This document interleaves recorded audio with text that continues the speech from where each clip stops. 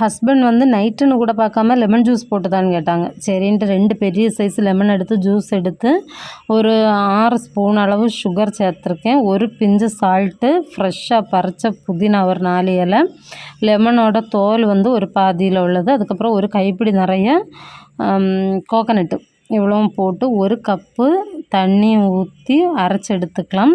இங்கே கொஞ்சமாக சப்ஜா சீட்ஸும் தண்ணியும் போட்டு ஊற வச்சுருக்கேன். ஊறட்டும். அதுக்குள்ளே அரைச்சி நம்ம ஃபஸ்ட்டு வடிகட்டி எடுத்துட்டு அதுக்கப்புறம் எக்ஸ்ட்ரா நமக்கு தேவையான அளவு தண்ணி சேர்த்துக்கலாம். நான் வந்து 3 கப் அளவு தண்ணி சேர்த்துக்கிட்டேன்.